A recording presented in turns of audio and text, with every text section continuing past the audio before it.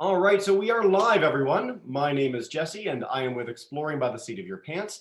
For those joining us for the first time, we are all about bringing conservation, adventure, and science into classrooms around the world. We are so thrilled today because we actually have a whole classroom joining us live in Beaumont, Alberta, Miss Green's students. So a huge welcome to you guys, as well as everyone tuning in on YouTube as we continue to blast out really cool science and exploration there. So, of course, the reason we're all here today is for our speaker. We are joined live in the same place that I am, Toronto, Ontario, by Lauren Saville. And she is an educator and scientist at the Jane Goodall Institute of Canada, where she manages their amazing youth sustainability program of Roots and Shoots. So today she's going to tell us a little bit about Jane herself, what the Jane Goodall Institute of Canada does, and a little bit about her own work in East Africa in pursuit of primates. So without further ado, thank you so much for joining us today, Lauren, and take it away. Great, thank you. I'm really happy to be here. So I'll just share my screen with you guys. And I'll start the presentation. All right, so today I'm going to be talking about Jane Goodall in the world of primates. So hopefully you guys have heard a little bit about Jane Goodall before, but I'll give you some information, go into kind of primates and all their really interesting behaviors in different species, and then talk a little about my own field work, as I've also gone to Africa to do field work with a variety of different primate species. So just a little bit about our vision and mission. So the Jane Goodall Institute is part of a kind of global community of conservation organizations around the world, helping to promote the vision and work of Dr. Jane Goodall. And that work is to protect chimpanzees and inspire people to value and make the world a better place for people, animals, and the environment. So our founder is Dr. Jane. So she is a British lady who way back in the 60s went to Africa to study chimpanzees. And these are some photos of her fieldwork in her time there. But really it all started with a girl with a dream. So she was a young girl who loved animals. She had a dog growing up. And she, after reading the book Tarzan, fell in love with Africa and really wanted to go and explore Africa, learn about all the wildlife, and go out there to study the animals that live there. So she got to do that. She met up with Dr. Louis Leakey, who's the man in the photo on the right. He really inspired her and asked her if she wanted to go study chimpanzees in a place called in Tanzania, in a park called Gombe National Park. And she jumped at the chance because this is what she'd always wanted to do.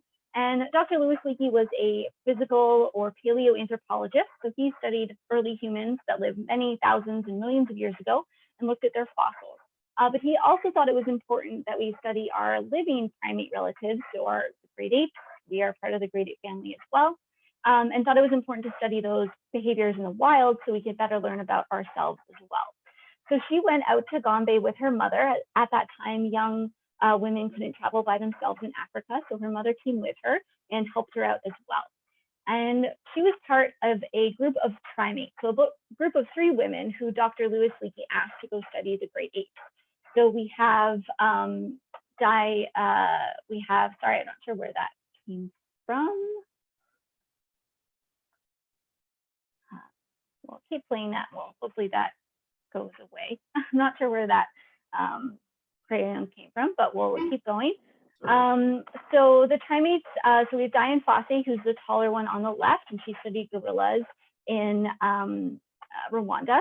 And then we have Jane in the middle, who studied the chimpanzees, and then we have Berta Galdikas on the right, who studied orangutans in Indonesia. So we have 2 photos here of Jane when she was working in Gombe. So the one on the left is a photo of David Greybeard. So he was the first chimp that actually came up close to Jane and allowed all of the other chimps to see that she was someone they could trust. When you're studying great apes in the wild, or any animal in the wild, they need to learn to trust you or become habituated to the fact that you're not going to harm them, because most animals are inherently afraid of humans. So he was the first chimp, after months and months of Jane studying them from afar, that came close and allowed the rest of the chimps to realize that she was someone they could trust, and allowed her to see up close the amazing behaviors that she ended up discovering of the chimpanzee. So one of those behaviors was tool use. So this had never been seen before in any other animal. And she was the first one to see chimpanzees using tools in the wild. So what we have here is a chimpanzee who's using a stick to fish for termites in a termite mound. What they'll do is they'll take a stick or a twig from a tree, take all the leaves off, and then put that into a termite mound to fish them out and then eat them off the stick. And this is the first time that we saw that we are not the only ones using tools, which was amazing for that time. So Dr. Louis Leakey came up with the phrase, now we must redefine tool, redefine man, or accept chimpanzees as humans. Because really, we only thought we were the ones using tools. But now we know that chimps not only use sticks to fish for termites, they use rocks and wood to crack open nuts. They use twigs to also fish for ants and a whole other multitude of tools. What's really cool about chimps is different chimpanzee communities, so ones that live in Eastern Africa versus ones that live in Western Africa, have different tool repertoires. So almost like culture that we would see with humans, chimpanzees have that too, which is super cool. And now we know that more than just chimps that use tools, we have monkeys like capuchins that use stones, and we also know that birds like ravens use tools too. So it is quite a large group of animals that use tools as well as us. So now Jane, she doesn't do her research anymore. She is 86 years old, but she does travel across the world to speak about her knowledge and passion and hope that we can make the world a better place. Right now she is at home in England because we obviously can't travel, but she is continuing to make videos and inspirational messages. She's reading her own books online on Facebook and just really sharing her vision and her views and her hope for everyone during this time, which I think is really important. So this was taken when she was in Ottawa last fall, and hopefully we'll have her back in Canada sometime soon, whenever that happens. So that's a really quick overview of Dr. Jane Goodall, but I think the biggest thing I want you guys to take away from this is Dr. Jane showed us that if you have a dream, you can make it happen, no matter what that dream is. If you work hard, if you want it, you can make it happen. Because at the time, young women from England didn't go to Africa and study wild animals, but she made it happen, and she's opened those doors for so many other, especially young women in the field. So now I'm going to talk a little bit about primates. So primates are a group of animals, a group of mammals that have a unique set of characteristics that make them different than, say, a cat or a dog or a horse. And we are part of the primate family ourselves as humans. So I'm going to talk a little bit about the traits that make primates unique. And you guys can kind of follow along because we have all of these traits as well. So the first are our hands and feet. So we have our 5 fingers and 5 toes on each hand. And you can see in the photo here, there's a tarsier hand, which kind of looks like a little bit of an alien hand, but still got those 5 fingers. We have an orangutan hand, a gorilla, and then a human. And I think specifically the gorilla and human hands look really similar. So you can really see how similar we are together. And also all primates have opposable thumbs. So these are really important. So it basically means we can touch each finger to our thumb. And in doing so, we can grab things like a glass of water. We can hold a pencil. We can climb trees. So for primates, having these opposable thumbs is really important because it allows them to climb trees and get up in the forest canopy, as forests are where primates tend to live. And it allows them to use tools and have the dexterity that we have with our hands. They can do the same with theirs. And because of these grasping hands, we don't need to have nails. Instead, we don't need to have claws. We have nails instead. So instead of, say, like a squirrel that uses those claws to climb up a tree, primates will use those grasping hands instead. And most primates, because they live in the trees, their feet are actually kind of more like our hands. So they have opposable big toes as well, versus our big toes are all in line with our feet, all of the rest of our toes, because we walk on our 2 legs. So for vision, we have these large forward-facing eyes. And these are different, say, compared to a horse or a deer that have eyes on the side of their head. So we're more similar to, say, a predator animal like a lion that has eyes on the front of its face too. But primates don't tend to hunt a lot of other animals. We do see some animals like chimps do hunt monkeys, but mostly they use this vision to help them navigate through the forest canopy. You can imagine jumping from tree to tree. This makes it a little difficult if you can't see how far that one tree is from where you are. You might fall to the forest floor. So by having these large forward-facing eyes, we have depth perception, and this allows us to navigate in the forest environment. We also have color vision, and this is really important because most primates eat fruit, and fruit changes color from unripe to ripe. And I know personally, I don't really want to eat a green tomato or a green strawberry, but I would love to eat a red one. So primates are the same. As they go through the forest, they'll look at the fruit and they'll see if it's ripe or unripe. They'll eat the ripe ones and leave the unripe ones for later when they come back in a few days. So we have 6 main groups of primates. So I'm going to go through each one a little bit and talk about what makes them unique. So we have lemurs, lorises, tarsiers, New World monkeys, Old World monkeys, and apes. So lemurs are only found in Madagascar, and they are mostly nocturnal, so they are awake mostly in the evening, and they have a better sense of smell than other primates. So you can see with their faces, they're almost like a little snout, and they are able to scent mark when they show their territory or if they're ready to mate, and they use that really kind of sensitive nose to navigate those smells in their environment. So their vision isn't as good, but their sense of smell is better than ours.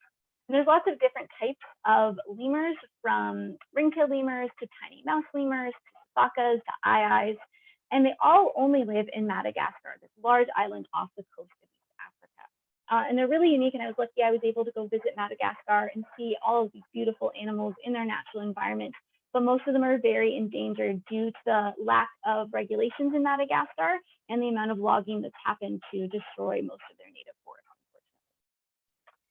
So then we have lorises and bush babies. So the loris is at the bottom, and it lives in Asia, and then the bush baby is on the top, and they live in Africa. They are also mostly nocturnal and live, it's solitary, only they live alone. And the slow loris at the bottom is actually very endangered, and this is due to the fact that they are prized as pets, unfortunately. So they will be captured from the wild, and because they're actually the only venomous primate, so they actually can bite you and create this venom out of their saliva that can make a really bad infection on your hand if they bit you. They use this to defend themselves against predators. But as a pet, this isn't really a good thing to have, so they unfortunately will pull their teeth out when they capture them, so they can then sell them in the pet trade. So primates, all primates shouldn't be pets. They are wild animals that should be kept in the wild where they live, because we as humans just can't give them what they need in a captive pet environment like you can for a dog or a cat. So I ask you, if you do see photos of these animals on Facebook, on social media, please don't share them if they look like they are being dressed up, they're in small cages, or they're being fed food that isn't wild food from their natural diet, because we really don't want to make it seem like it's a normal or a good thing that these animals are being kept as pets. So then we have tarsiers. So these are actually one of my favorites because they're just so cute and funny looking, and they look like these little gremlins of the forest. They live in the Philippines, and they're super tiny. They're only about this big, and they're also nocturnal, and they only eat insects. So they're the only carnivorous primate we have. And you can see they have these huge, huge eyes. And you can see in the skull photo how big their eyes are compared to the rest of their skull. And they use these big eyes to hunt in the forest at night. And their eyes are so big, they actually can't move them around in their skull. They have to move their head. They can actually move their head 180 degrees behind them, so which is pretty cool because they can't actually move their eyeballs, which is neat. So then we have New World monkeys. So these guys live in South and Central America, and they spend most of their time in the trees.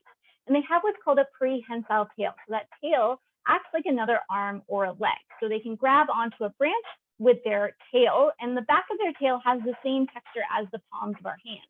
So if you rub your palms together, it's kind of grippy. The same is on the back of their tail, so they can grab on and hold on like another arm or a leg. So there's a variety of different species of New World monkeys. We have everything from ukari monkeys, which is the red-faced one, capuchins, squirrel monkeys, spider monkeys, howlers, saki monkeys, and marmosets and tamarins. So they all range from quite large to quite tiny. So then we have Old World monkeys. These guys live in Africa and Asia. They tend to have shorter tails, and they usually go in between the ground and the trees. So they can kind of be arboreal in the trees and terrestrial on the ground. And what's unique about these guys is they have these cheek pouches where they store food. So in the photo in the bottom where the arrow is, you can see this macaque has these cheek pouches below its chin. And what they do is when they're out and about and they see a bunch of fruit, they'll stuff their cheek pouches full of food. So then later, when they're hungry, they can get that food out, kind of like carrying around a little backpack when you're out on a hike, which is a pretty unique behavioral adaptation for this species. So lots of different monkeys live in this group. We have macaques, we have baboons, leaf monkeys, colobus monkeys, snub-nosed monkeys, and proboscis monkeys. So lots of different really cool monkeys, especially those that live in Asia, have really cool, unique adaptations. So then we come to the apes. So these are where we live. This is our family, the family of the great apes. So this is also where we find gorillas, chimps, bonobos, and orangutans. So these are the largest of the primate family. They live in Africa and Asia. The orangutan lives in Asia, and then the rest live in Africa. And as humans, we evolved in Africa, so we put ourselves there. And what's unique about apes is they have no tails. So compared to all the monkeys and lemurs, we have no tails. Also the largest brain of all the primates, longest lifespan in captivity, like in a zoo. Apes can live up to 60 years, in the wild about 40, and they have really long arms, and this helps them navigate through the forest and also walk on their knuckles instead of the flats of their palms like we see with monkeys.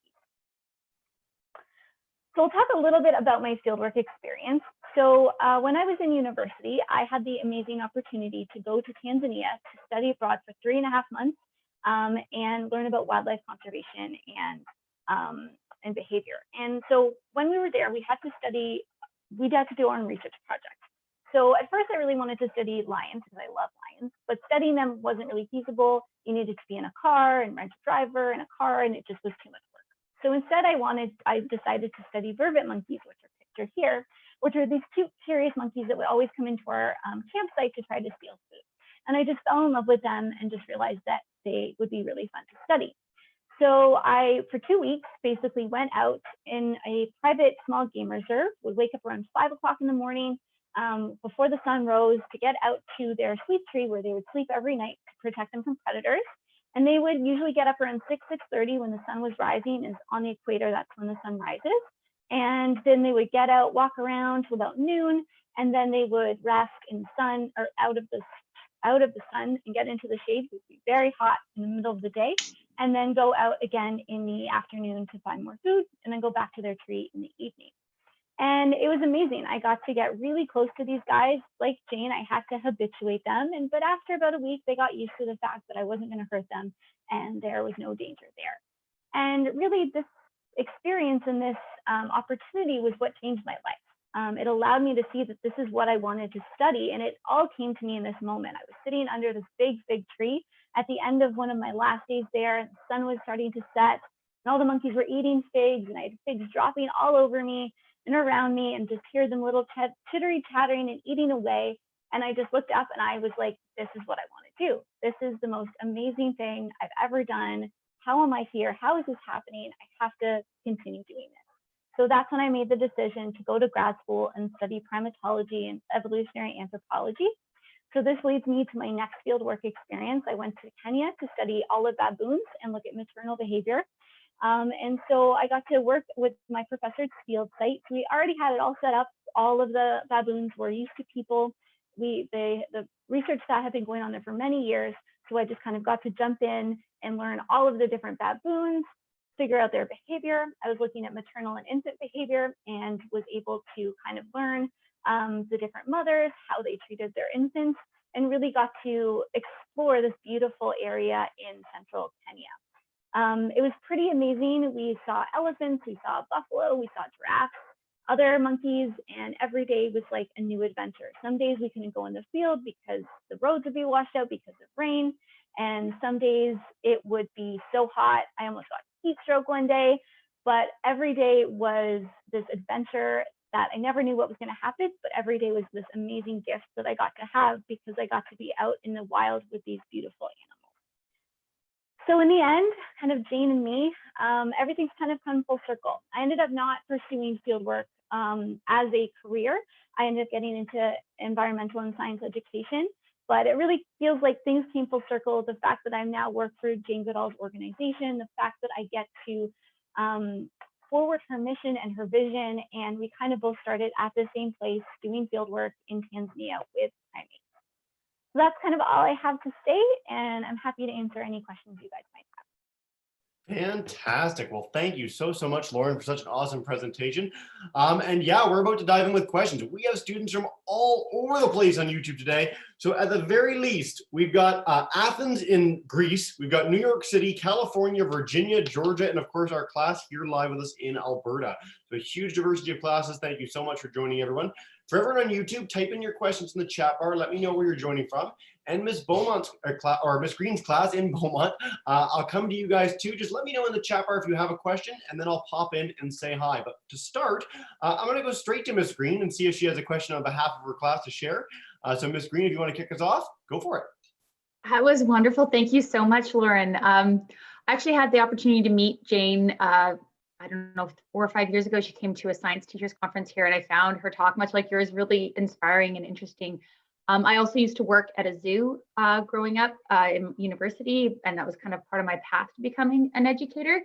And one of the things that we're studying right now is the role that zoos have in animal conservation and protection. But one of the criticisms we used to get, even to this day when I say work at the zoo, is, oh, zoos are bad and animals are in cages, and it's true. So where's that balance, that line, you think, between the roles that zoos have with animal conservation?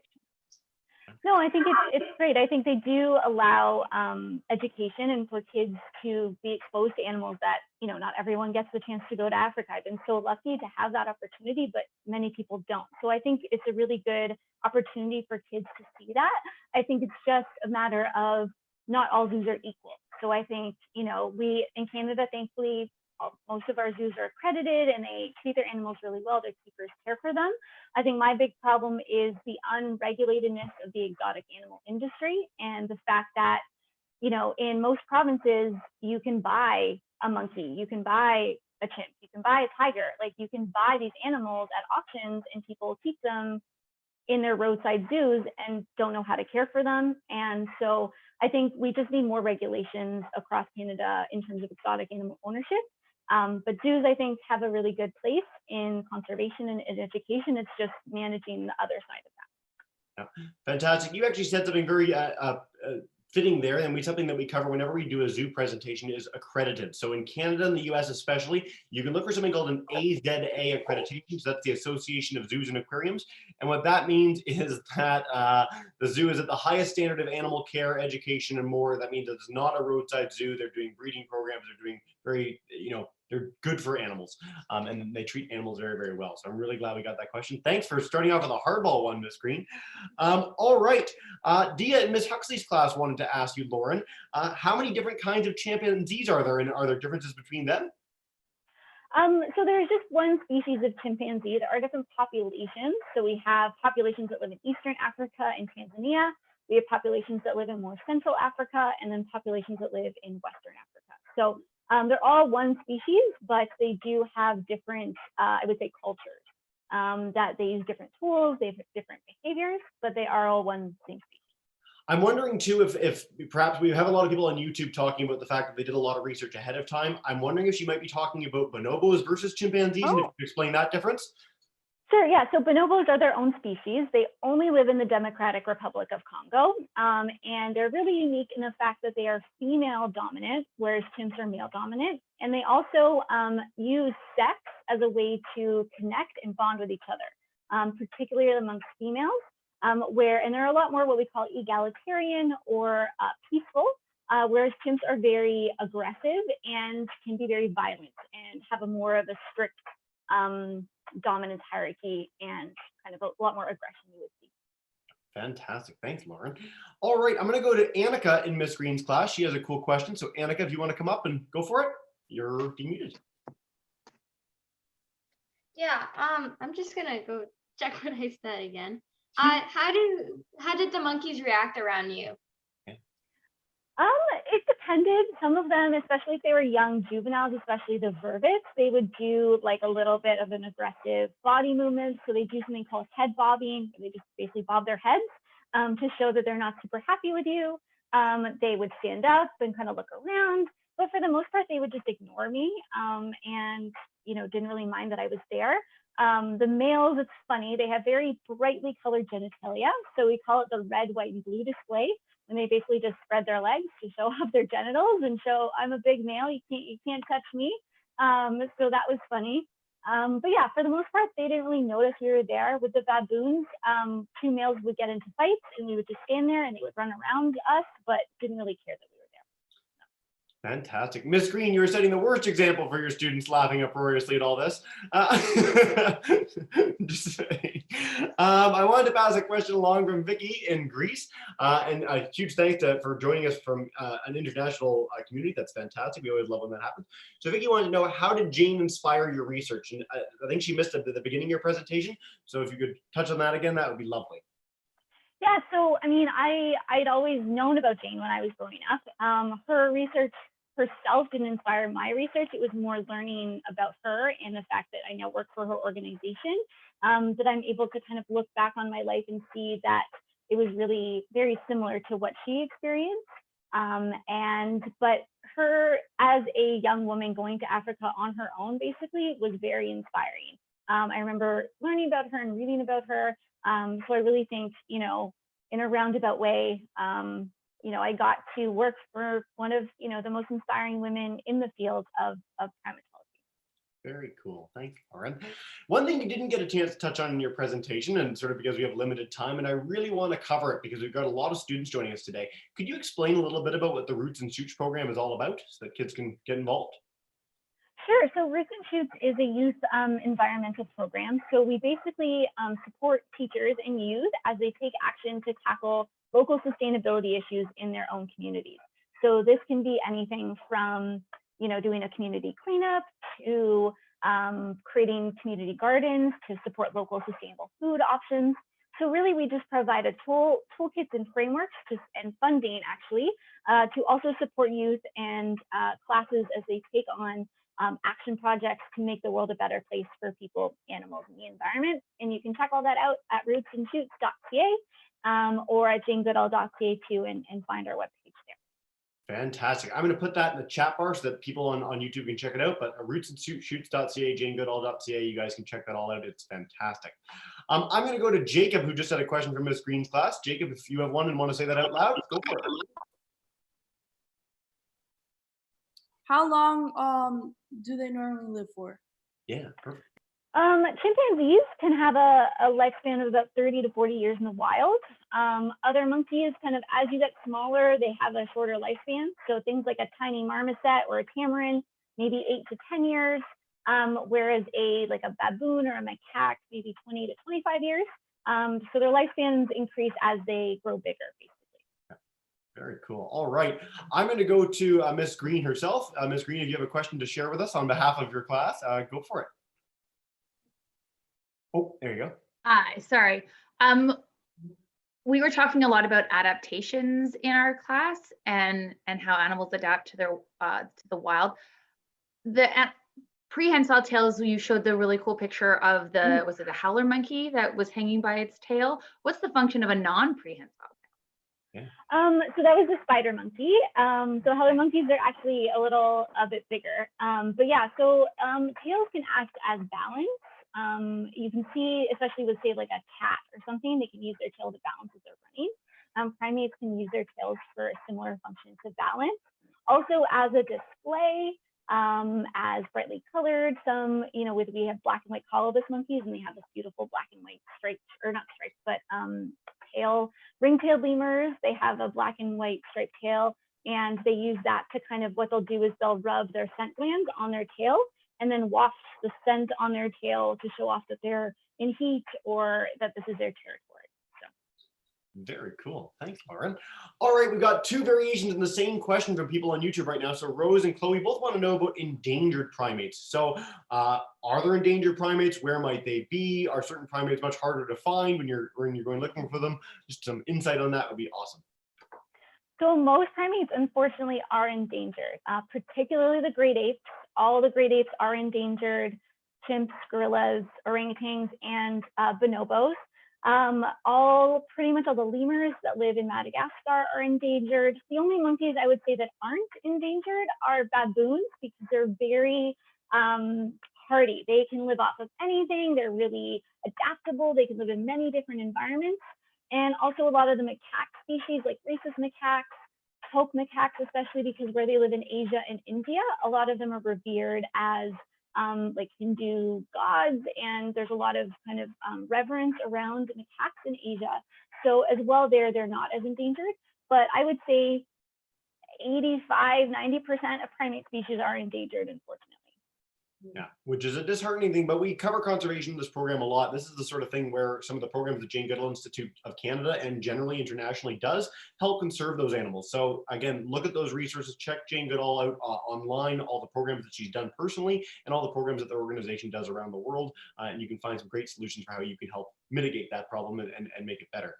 All right, we've got a few questions. One's a hardball question for you, Lauren, but I'm interested to ask it because it's never been asked in our primate programs before. And it's a question about chimpanzees used in laboratory research worldwide. How many are there? Is this something that is still going on? Can you speak to this in general as an idea? So the only place I know where they still use chimps in research is in the US, I think, and maybe some Middle Eastern countries. There's only like 2 last time I checked.